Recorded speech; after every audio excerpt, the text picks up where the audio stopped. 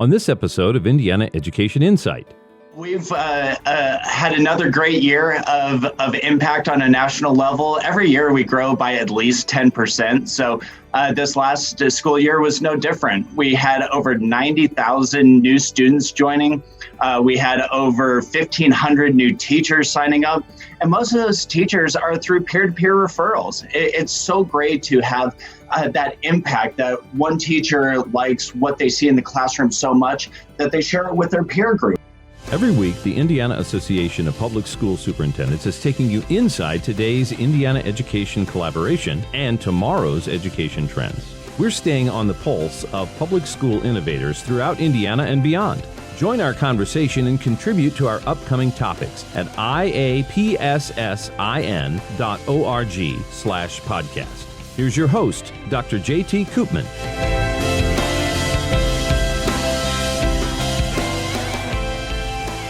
Thanks for joining us on today's episode of Indiana Education Insight. I'm Dr. J.T. Koopman, Executive Director of the IPSS. This podcast is being delivered by our IPSS team and produced by our friends at Edge Media Studios. As Executive Director of IPSS, I'm excited to bring you this weekly show where we feature Indiana education innovators from all over our great state, from students to superintendents. We'll also be talking to higher education leaders and educators at the state level as we work together as proactive public education advocates. That's why IPSS is here and why we're proud to bring you this show. Every week, we're talking about trending topics in the public education space while bringing in Indiana education innovators to hear their perspective. As with any organization, it takes great leadership to be successful, and that is one of the main missions of IPSS, developing great school district leaders. It's always been great to have experienced and passionate educators joining the show, so let's get the conversation going today. Topics and trends in Indiana education.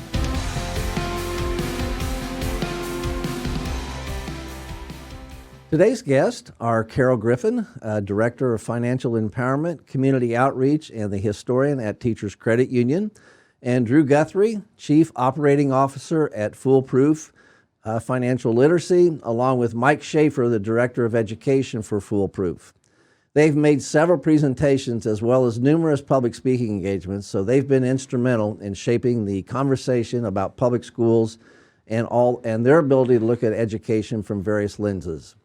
Of course, they have been tremendous assets in public education in Indiana. Let's find out how they view these issues in Indiana public schools. Our guest appeared on earlier podcasts in June and August last year to share with us the TCU Financial Empowerment Program powered by Foolproof and how to effectively implement the program into the classroom. We've invited them back to share their exciting updates and insights, learn from teachers about the program, as well as credit union rewards for students who have completed the program. Welcome back, Mrs. Griffin, Mr. Guthrie, and Mr. Sheffer.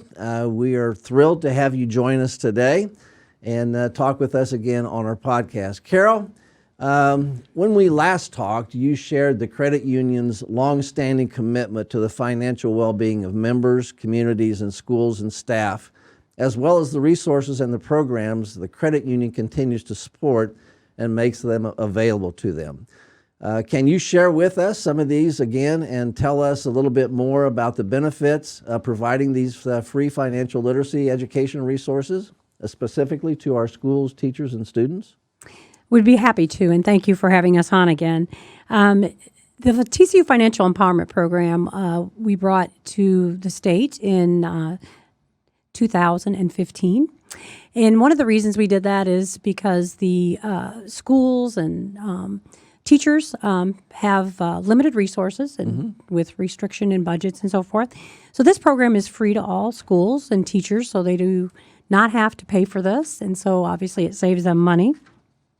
It also provides our teachers with a very turnkey program, lesson plans, banks of videos, a resource library, blog and support for the program. If they have questions, they can talk to other individuals at Foolproof, who powers the program, or they can contact us.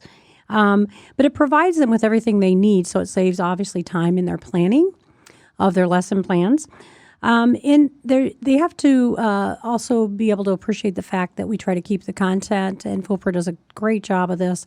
Content is current to social issues, current events. Each year there's a full gamut, and Drew will talk about that, of what's new for this year. Okay.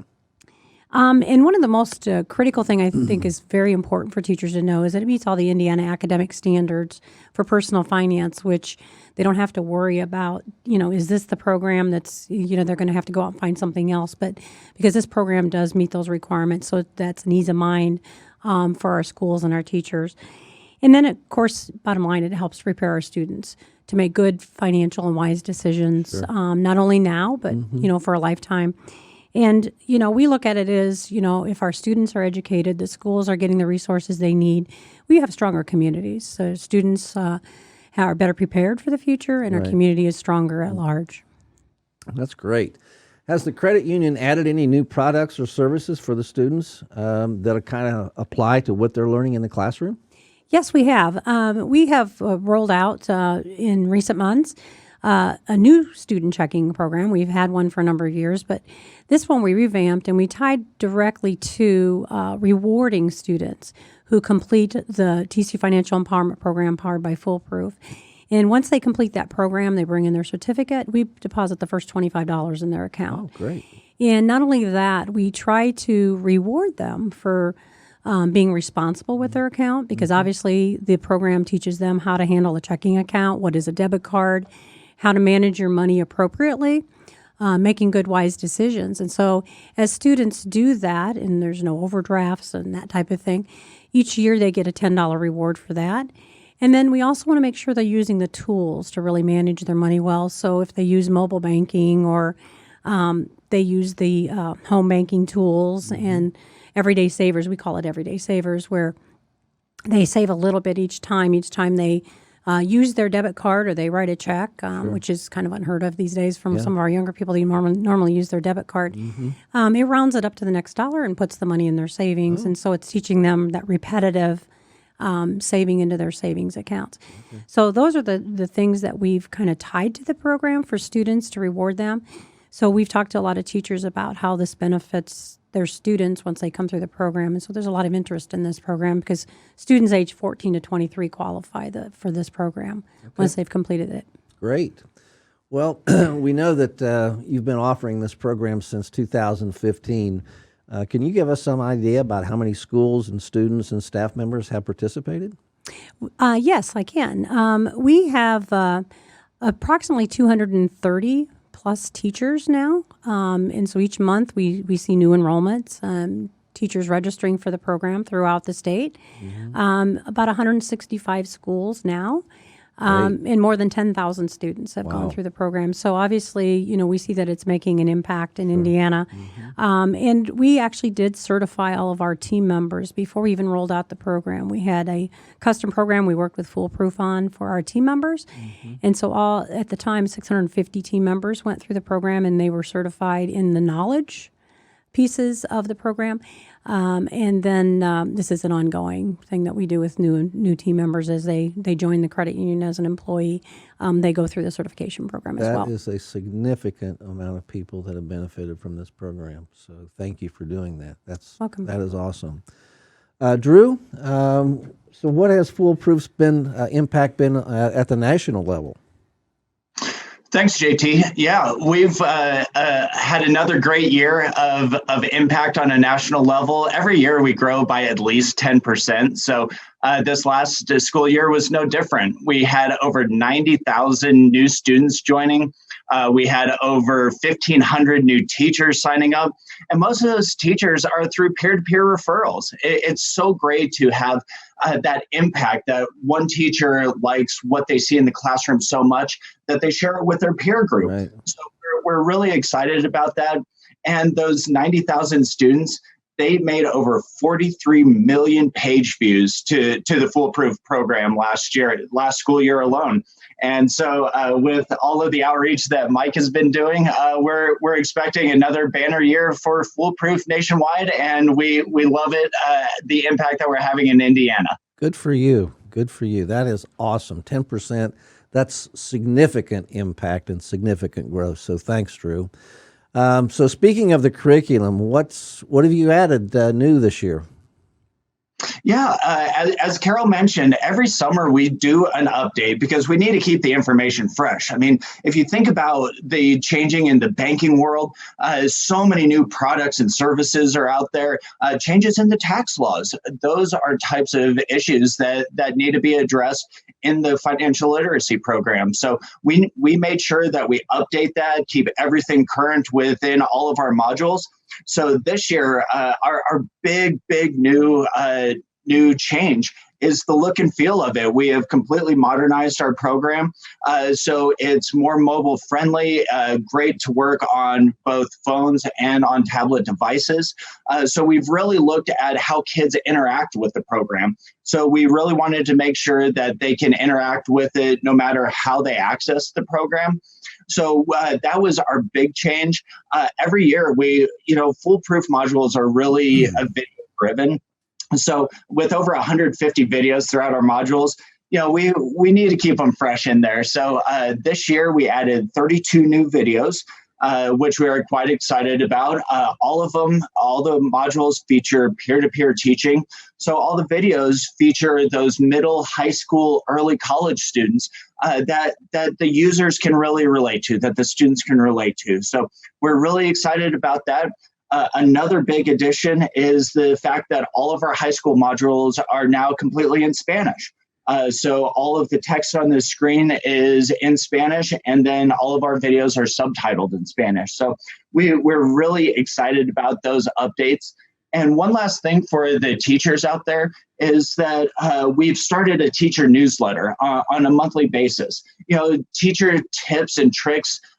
We hear feedback from teachers across the nation. They do some really cool stuff and use Foolproof in ways that we haven't thought of. So our goal is to increase that peer group for the teachers, be able to share tips that we've learned from the road, how to implement Foolproof in the classroom, and also give them news articles that they can share to help emphasize what the students learn within the modules. So we're always open to new ideas, and that's what we always say in our teacher newsletter is if you have a tip that you'd like to share, we'd love to hear it. That's great. That's great. With 10% increase from last year, you have a director of education, and that's Mike Sheffer. And so, Mike, as director of education, it sounds like to me that you have been a busy man and on the road quite a bit. What can you tell us? Thanks, JT. I actually have one of the easier jobs in Foolproof, to be honest, because I get to share all the great things that we do for teachers around the country with our curriculum. But yeah, it's been a busy year.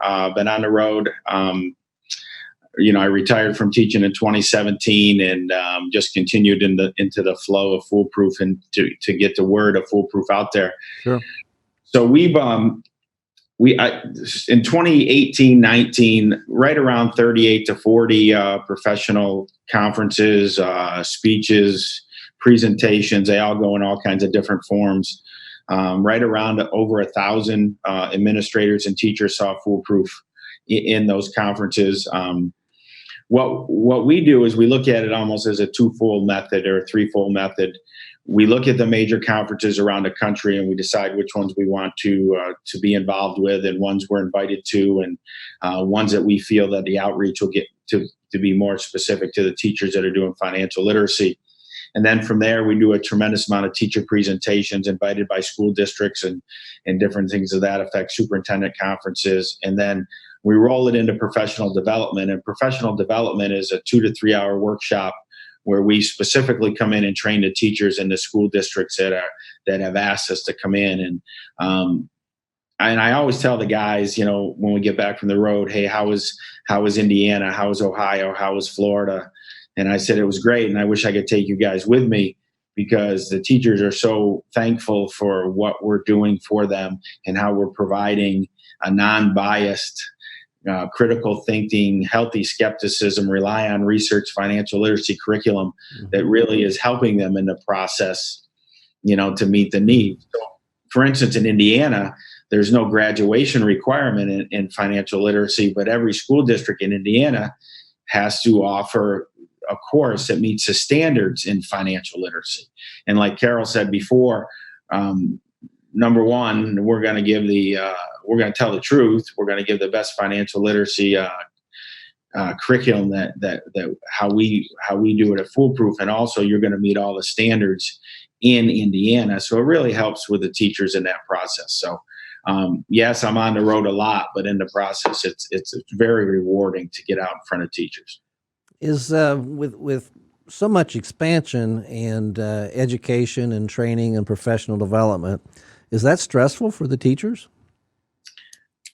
I think it's stressful to try to keep up. I mean, the one thing that I say to teachers in every presentation I give is Foolproof works for your students. It's peer-to-peer interaction. Just by looking at our growth and our usage, and one of the things that we're very proud of, we do a survey for students at the end of the modules, and 70% said they'd work through a module in their own time. So we're very confident with that. But on the other hand, Foolproof works for the teacher. Let us do the heavy lifting. Let us do the research. Let us come up with the new trends and everything that's happening in financial literacy, or the changes in personal finance. And teachers really appreciate that. And as you look at it too, one of the things we're doing is, when we're starting to talk to superintendent groups and principals and employers of educators, we really want those teachers to feel comfortable about their own personal finance. And Foolproof has a tremendous amount of information for them as well. So I show them our, the information page and the TCU page. And so they actually can look at it and get into the process of, this information's for me. And what students like to hear is they like to hear stories from the teachers from their own past. And it humanizes the teacher to the students, because one of the processes, when I was a 32-year veteran teacher, I still thought I was a kid in the classroom. And they look at you totally different, especially when you've taught their parents. It's a process. So in that situation, we want the teacher to feel comfortable about their own personal finance. So when they go to teach it, it's there. So we do a lot of things for that. And then, of course, new teachers.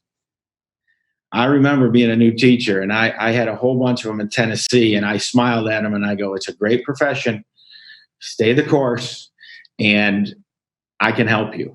And they lined up in droves for the workshop because they're teaching personal finance, and let's say they're an economics major, or maybe they're not a business major. What's happening also is teachers that aren't very comfortable in personal finance, or principals are telling them, oh, by the way, you're teaching the half-year course in personal finance. So then they get all nervous, and then we can do so much for them in that process. And like I said, like I tell the guys, when you're out on the road and you're working with teachers and school officials and credit union people and everybody that I get to deal with on a daily basis, it's really rewarding in that process. So when you're dealing with these teachers, and it sounds like to me that you're doing a great job, any particular tips or tricks of the trade that you can share with us? Yeah, so we actually go through, and we're very directive in the interactivity of the presentation. We take them right to the site. And since we're a digital curriculum, we want to make sure that they know a couple of things. Number one, they can't break it. That's what I tell them all the time. You can't break this thing. You get in there and you play with it. You decide what you want to use. You see how we align to your standards. And then you just go and get involved in Foolproof and see what we can offer you. And you can change your curriculum. You can make if you didn't like one assignment or activity, you can switch it out for another one. And then for your veteran teachers, we tell them all the time, you probably have a great lesson on credit. Don't change your lesson. Just use the Foolproof lessons on credit to be able to enhance your students from a different perspective, a peer-to-peer perspective, in the process of maybe use this as a review before your exam, or use the module prior to set up your credit lesson. We're not telling teachers that we have our way is the only way. But what we're telling teachers and administrators is that we can help in the process. And this is kind of our track record and what we do. Yep.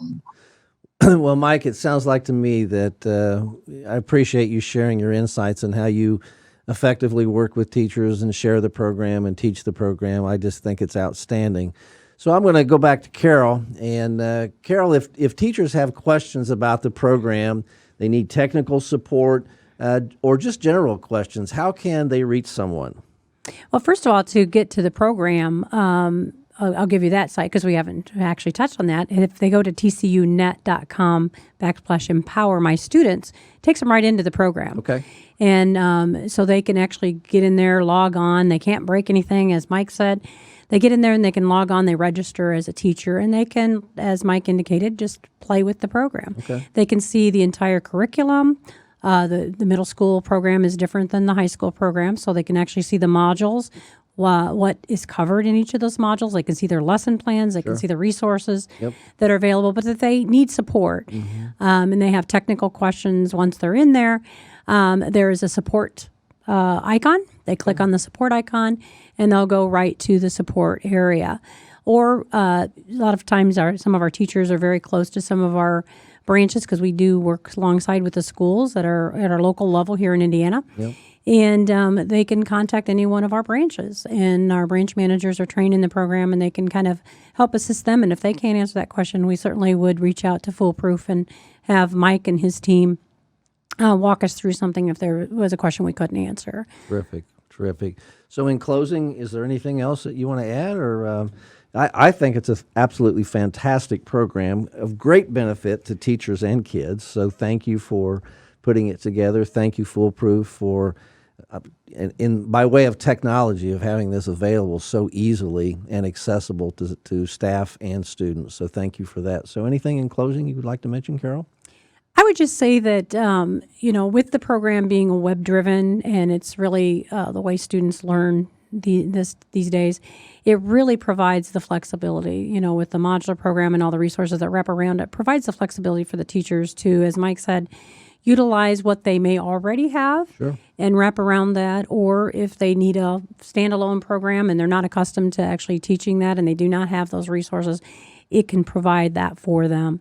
And TCU felt this was important enough that our schools in Indiana have these resources and do not have to pay for it, that we underwrote the program for the state of Indiana. And I think is key, is that there's no cost to the schools and to the teachers, and they can, enjoy the resources and be able to utilize them in their classrooms throughout the state. Absolutely. Well, at the beginning of the program, you mentioned how just financial literacy can really help communities. And I believe that, and I thank Teachers Credit Union for putting that together and helping Indiana be a better community and a better state through their financial literacy program. So I want to make sure that we thank Mrs. Griffin, Mr. Guthrie, and Mr. Sheffer for being our guest on today's program of Indiana Education Insight.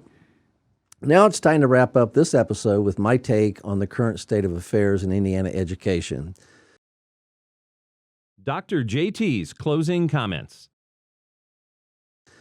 There are many factors that go into preparing all of the students to become lifelong learners and contributors in the 21st century. We are approaching another school year with great excitement, and I can think of few more joyous occasions than kids returning to school with new clothes, shoes, backpacks, school supplies, and maybe the first ride on the bus to school. And of course, we have the parents' anxiety with the tears of the kids leaving the house and going out into the world. Rest assured, we have the safest schools and the best prepared teachers and administrators ready to welcome and take care of our kids in Indiana public schools. We have a wonderful public school system, and I wish all of you a wonderful school year. On our next show, we will continue to pursue issues pertinent to Indiana public schools and perhaps provide some additional insight into the State House and education. Join us for that and more on the next Insight into Indiana Education. Thanks Thanks for being part of education. Please stand up for Indiana Public Schools.